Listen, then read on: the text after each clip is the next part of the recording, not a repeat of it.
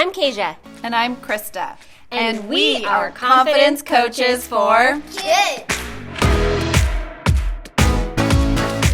Hey guys, confidence coaches for kids are back. I'm Kasia. And I'm Krista. I'm going to scoot back because I think I got some big hair going that's coming off the screen. Well, we are attempting to social distance. Social distancing. That's tough, isn't it? It is tough. It is We tough. got to do it to be safe and healthy, though. Mm-hmm. So today we're going to talk about a topic that is really near and dear to us. And it really, first I think we need to back up though and talk about where we kind of got this idea. So want to talk a little bit about your TED Talks? Yeah, I'll do that. Well, first, I'm going to back up even more than what Kasia wants us to back up. Last week, our video was on the seasons of friendship. Yes. And this really, that came to us from our students coming to us and wanting to talk through some issues or feelings that they were having with their friends. But we're in the 5th and 6th graders at our school are working on TED Talks. And so we've been studying different TED Talks and how people speak, what they speak about, why do we think they choose what they speak about, and all the, or their different topics and all these things. And we really narrowed it down to what is something that you feel passionate about, what's in your heart. Because most of these TED Talks are something that are really near and dear to each of the kids. It's not just about an invention that they came up with, but it's really something that meant a lot to them. And we have a young lady who has really been like a trailblazer for setting the tone for positivity in our school. She runs the Secret Agents for Kindness. Yeah. I mean, she's continually working on gratitude practices, and so she's just an amazing young lady. Yeah. And she's been really torn on what to speak about. She does so much every day with positivity, kindness, and so she's been struggling to choose her topic because she wants to push herself too out of her comfort zone and really learn something, but also share something. And so Kasia and I have read so many of Brene Brown's books. We love Brene. Yeah, she is amazing. So, and all my students out there are going to be like, oh, that's where our morning meeting topics come from. We talk about vulnerability, shame, courage. But this young lady is going to do a TED Talk on what is the difference between fitting in and belonging. Now, if you've read Brene Brown, you know that she covers this a lot in her Braving the Wilderness book.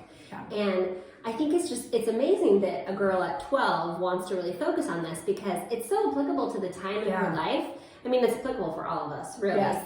But if you think about the fact that she's about to go to middle school, where fitting in is this huge thing to this age group, right? And so to go into that middle school environment and understand this is what fitting in is, but this is truly what belonging is. She's going to be so far ahead. So far. But that's what you and I were talking about earlier. What if, you guys, what if as a group of middle schoolers and young kids and young adults and adults, really, what if we agreed to be true to who we are and then we belong? Because if we're true to who we are, you said last week, there's something special about each of us, and that's what attracts our friends to us, right? So if we hold true to that, those will be our people. Right. Instead of trying to fit into the group over here that looks like they're at the top of the social hierarchy, because that's not always comfortable. Right, but because fitting in is changing something about yourself, right? So if your goal is to fit in with the crowd, that means you are changing, you're trying to adapt to what others want you to be. Yeah. Whereas when you belong, you are truly yourself, you're true to your values, to who you are, to what you do, and people care about you, and you belong just as you are, right? Right. Other than this version of trying to change yourself. And so I'm so proud of her that she wants to focus on this. I know. She may be our president one day. She's got to do good things. She's going to do good things, I'm sure of it. But yeah, we challenge you to, it's going to be hard. It's going to be hard. But there are little things you can do every day, little changes or different things that you can do to be true to who you are and what you believe in.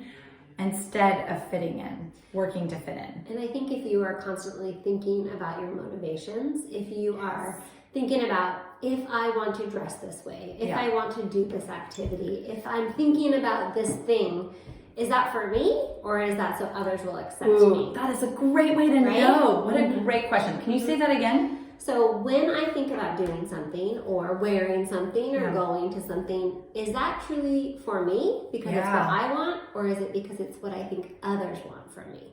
Because if it's really what others want from you and it's not here inside of you, it's not authentic, right? And so then you are attempting to fit in versus belong. Yeah. No. That was good. That's a great way to check yourself. Yeah. Before you wreck yourself. I'm sorry. I just had to say it. But really, when it doesn't feel good in here, you do start to feel unsettled, right? So we want to just remind you that, again, you are special. There is something about you that makes you you and unique. And so we hope that you will strive to belong as you are versus try to fit into someone else's expectations. That's right.